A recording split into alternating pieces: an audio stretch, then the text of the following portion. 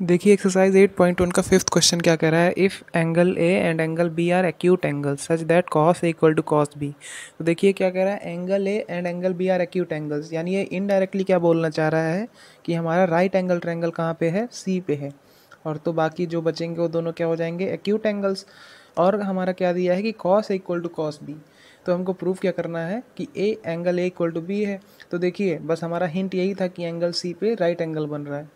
तो अब जैसे जैसे दिया हम वैसे वैसे लिखते जाते हैं। कॉस ए, तो देखिए कॉस ए को हम क्या लिख सकते हैं, अगर हम कॉस ए यहाँ लेते हैं, ये ए, तो इसके सामने वाला परपेंडिकुलर और ये हाइपोटेनस तो फिक्स ही है, यानी परपेंडिकुलर क्या हुआ, ए सी बाई परपेंडिकुलर, हमारा बेस तो ये हो गया ए सी, और हाइपोटेनस क्या है, ए बी, इक्वल टू, अब हम क्या लेंगे, कॉस बी। कॉस बी देखिए यहाँ है, ये परपेंडिकुलर, ये परपेंडिकुलर हुआ तो बेस क्या हुआ, बी सी, ठीक है, बी सी, और हाइपोटेनस तो सेम ही रहता है, ए बी।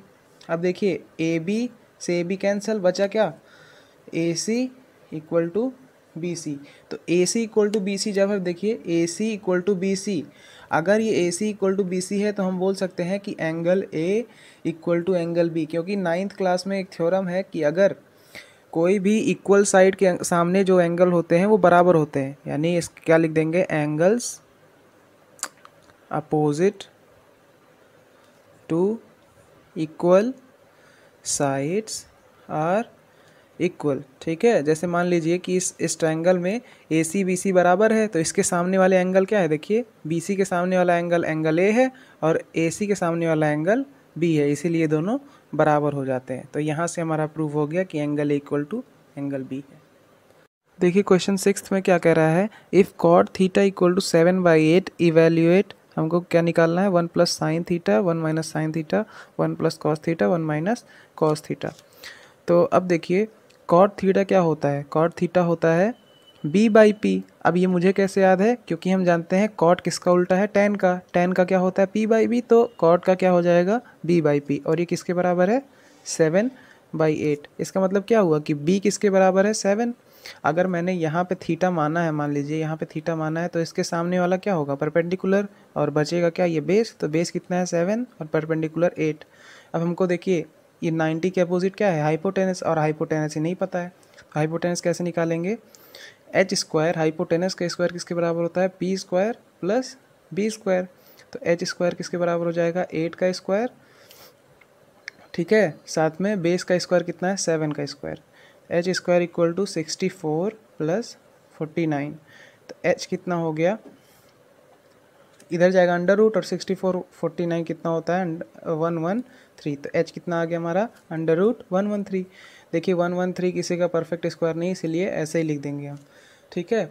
अब हमको निकालना क्या है, 1 plus sine theta 1 minus sine theta. तो देखिए ये किस फॉर्म में है, ए प्लस बी ए माइनस बी, देखिए ए प्लस बी ए माइनस बी, और ए प्लस बी ए माइनस बी क्या होता है, ए स्क्वायर माइनस बी स्क्वायर, ठीक है। और नीचे भी देखिए ए प्लस बी ए माइनस बी, तो ये भी क्या हो जाएगा, ए स्क्वायर माइनस बी स्क्वायर, ठीक है। अब हम यहीं से निकाल लेते हैं फटाफट साइन थीटा अपना, साइन थीटा क्या होता है, पी बाई एच, और हमारा परपेंडिकुलर कितना हमने माना है, 8, ठीक है, और उस हिसाब से हाइपोटेनस हमारा कितना हो गया, 113। ऐसे ही कॉस थीटा निकाल लेते हैं, बी बाई एच होता है ये, बेस हमारा कितना है, 7/113 अंडर रूट का, और देखिए 1 माइनस साइन थीटा हमारा कितना है, 8/√113, और साइन थीटा का स्क्वायर है इसीलिए हम इसका भी स्क्वायर कर देंगे, और बचा क्या, 1 1 का स्क्वायर 1, कॉस थीटा हमारा क्या है, 7/√113, और इसका भी स्क्वायर है तो स्क्वायर कर देंगे, ठीक है। अब सॉल्व करेंगे इसको, तो देखिए 1 माइनस 8 का स्क्वायर क्या हो जाएगा, 64, और इस स्क्वायर से इसका अंडर रूट कट जाएगा, तो बचेगा क्या, 113। फिर 1 माइनस 7 का स्क्वायर क्या, 49, और इसके स्क्वायर से इसका रूट कट गया, 113। अब देखिए फ्रैक्शन है, तो फ्रैक्शन को कैसे सॉल्व करेंगे, 113 को 1 से क्रॉस मल्टीप्लाई, तो 113 माइनस, ठीक है, अगर यहाँ पे 1 है तो ये 164 ही हो जाएगा, और नीचे क्या है, इससे क्रॉस मल्टीप्लाई करते हैं, 113 बाई, ऐसे इसमें भी करेंगे, इससे, और 1 के नीचे 1 है तो इसको इससे, तो 113 माइनस 49, ठीक है, बाई 113। अब देखिए सेकंड वाला फोर्थ वाला कट सकता है, तो सेकंड से फोर्थ चला गया। 113 माइनस 64 कितना होता है 49, और 113 माइनस 49 कितना होता है 64, यानी हमारा फर्स्ट आ गया कितना 49/64। अब दूसरा ये क्या कह रहा है, सेकंड कह रहा है कि कॉट स्क्वायर थीटा का वैल्यू बताइए। क्या बताइए, कॉट स्क्वायर थीटा। तो देखिए कॉट थीटा हमारा कितना दिया है 7/8, ठीक है, और 7/8 का हम क्या कर देंगे स्क्वायर, तो हमारा कितना आ जाएगा 49/64। अब देखिए दोनों वैल्यू बराबर आ रहा है, दोनों वैल्यू बराबर आ रहा है, इसका मतलब क्या होता है कि 1 square minus sine square theta बटे 1 square minus cos square theta, ये किसके बराबर होता है, कॉट स्क्वायर थीटा। एनसीईआरटी हमको ये समझाना चाह रहा है, ठीक।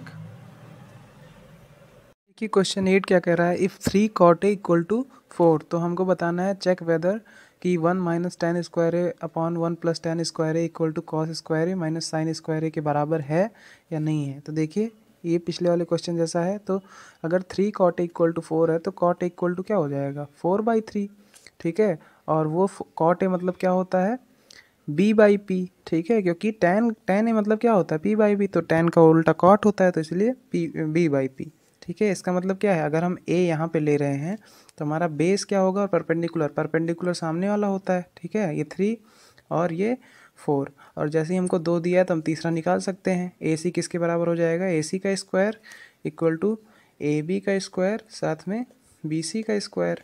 तो ए सी का स्क्वायर किसके बराबर हो जाएगा, ए बी कितना है 4 स्क्वायर प्लस 3 स्क्वायर, तो ए सी इक्वल टू √16 + 9, ठीक है। तो ए सी इक्वल टू क्या आ गया 5, ठीक है, क्योंकि 25 होगा और 25 का 5, यानी हमारा हाइपोटेनस कितना है 5, और आना भी चाहिए था क्योंकि 3 और 4 5 ये तीनों क्या है पाइथागोरियन ट्रिपलेट है, ठीक है। तो हमारा ये निकल गया है। अब हम क्या करेंगे 1 minus ten square A upon 1 plus ten square ए निकालेंगे, इसको सेपरेटली निकालेंगे, अगर बराबर आ जाएगा तो बराबर है, नहीं आएगा तो नॉट इक्वल टू है, ठीक है। तो 1 माइनस टेन स्क्वायर ए 1 माइनस, अब देखिए टेन हम यहाँ पे निकाल लेते हैं टेन ए, ठीक है, टेन ए क्या होगा p/b, तो जितना कॉट है उसी का उल्टा कर देंगे, इसका मतलब क्या हो जाएगा 3/4, तो 1 माइनस 3/4 का स्क्वायर, ठीक है, क्योंकि टेन स्क्वायर है, अपॉन 1 प्लस 3/4 का स्क्वायर, ठीक है। ये किसके बराबर आ जाएगा 1 माइनस 9/16, 1 प्लस 9/16, ठीक है। अगर हम इसको और आगे सॉल्व करेंगे तो देखिए क्रॉस मल्टीप्लाई से 16, ठीक है, माइनस 1 9 जा 9/16, ठीक है, वैसे ही 16 प्लस 9/16, ठीक है, 16 से 16 कट गया पिछले क्वेश्चन की तरह, और 16 माइनस 9 कितना आ जाता है 7, ठीक है, और 7/25, इसका मतलब हमारा 1 माइनस टेन स्क्वायर ए और 1 प्लस टेन स्क्वायर ए किसके बराबर आ गया 7/25। अब हम क्या निकालेंगे cos square A minus sine square ए। तो देखिए हम यहाँ पे कॉस की वैल्यू निकाल लेते हैं, कॉस ए कितना होता है, कॉस से होता है b/h, ठीक है, तो बी बेस हमारा कितना है, तो देखिए बेस हमारा कितना है, बेस हमारा है 4, ठीक है 4, और हाइपोटेनस हमारा कितना है 5, ठीक है। ऐसे ही हम साइन निकाल लेंगे, साइन ए क्या होता है p/h, तो परपेंडिकुलर हमारा कितना है 3, और हमारा हाइपोटेनस कितना है 5, ठीक है। तो अब यही इंपुट कर देंगे, देखिए कॉस स्क्वायर है तो 4/5 का होल स्क्वायर माइनस 3/5 का होल स्क्वायर, ठीक। तो देखिए ये भी कितना आ जाएगा 16 माइनस 9/25, ये कितना हो जाएगा 7/25। देखिए ये भी 7/25 है, ये भी 7/25 है, तो इसका मतलब है कि 1 minus ten square A upon 1 plus ten square ए, ये किसके बराबर है cos square A minus sine square है, और ये किसके बराबर आ रहा है 7/25। क्वेश्चन 9 में क्या कर रहा है, in triangle A B C right angle at B if tan equal to 1/√3 find value of, ठीक है, sine A cos C plus cos A sine C. तो सबसे पहले हम ये निकालते हैं, देखिए tan ए इसका मतलब क्या है, ए पे हमको एंगल लेना पड़ेगा, और tan ए हमारा क्या होता है p/b, ठीक है, और किसके बराबर है 1/√3, √3। इसका मतलब है परपेंडिकुलर कितना होगा 1, इसके अपोजिट में परपेंडिकुलर होता है हमेशा थीटा के, और बेस हमारा क्या हो जाएगा √3, क्योंकि ये तो हाइपोटेनस है, ये तो फिक्स है। ठीक है, तो हाइपोटेनस कैसे निकलेगा, AC² = BC² प्लस AB²। अब AC² = BC² कितना है, देखिए 1 का स्क्वायर और √3 का स्क्वायर क्या हो जाएगा, √3 हो जाएगा। तो AC² = 4, तो AC = 2 हो जाएगा। ठीक है, इसका मतलब हमारा हाइपोटेनस कितना है, 2 है। अब देखिए क्या निकालना है, साइन ए। साइन ए किसके बराबर होगा, P/H, और P हमारा क्या है, देखिए अगर यहाँ हम थीटा लेंगे तो P हमारा क्या हो जाएगा 1। H कितना है, H तो आ गया हमारा 2, यानी साइन ए किसके बराबर है 1/2। इसी साथ हम कॉस ए भी निकाल लेते हैं, क्योंकि यूज़ होगा हमारा कॉस ए, B/H। तो देखिए परपेंडिकुलर ये है तो बेस क्या हो जाएगा √3, तो √3/2 कॉस ए आ गया। ऐसे ही साइन सी निकाल लेते हैं, ये भी यूज़ होगा। अब अगर हम यहाँ पे सी लेंगे, अगर यहाँ पे हम थीटा लेंगे तो इसके सामने वाला, देखिए इसके सामने वाला परपेंडिकुलर, तो √3/H, H कितना आया है 2 आया है। ऐसे ही कॉस सी भी निकाल लेते हैं, कॉस सी = क्या होगा B/H। तो देखिए कॉस सी यहाँ पे है, इसके सामने वाला परपेंडिकुलर, तो बेस क्या हुआ 1, तो 1/2। अब फटाफट पुट करते हैं, देखिए क्या बोल रहा है, sine A cos C, sign A cos C plus cos A sine सी। अब देखिए हमको वैल्यू सबको पता है, देखिए साइन ए क्या है 1/2, कॉस सी क्या है 1/2 प्लस कॉस ए, देखिए कॉस ए √3/2। ठीक है, और साइन सी √3/2। देखिए 1/4 प्लस 3/4, तो कितना आ जाएगा, देखिए 1/4, देखिए नीचे तो बराबर है इसीलिए 4। ठीक है, और 1 + 3 कितना होता है 4, कितना आ जाएगा 1।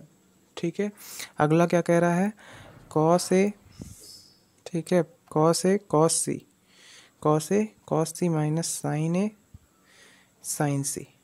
ठीक है, देखिए वैल्यू देखिए, कॉस ए पूछा है, कॉस ए √3/2, फिर कॉस सी कितना है 1/2। ठीक है, माइनस साइन ए देखिए कितना है 1/2, और साइन सी कितना है √3/2। देखिए ये कितना हो जाएगा, √3/4 माइनस √3/4, कितना आ जाएगा 0। ठीक है, देखिए ये क्वेश्चन नंबर 10th है, एक्सरसाइज 8.1 का। इसमें कह रहा है in triangle PQR right angle at Q। ठीक है, तो हमने एक राइट एंगल ट्रायंगल बनाया PQR, और उस पर राइट एंगल कहाँ पे किया है, Q पे।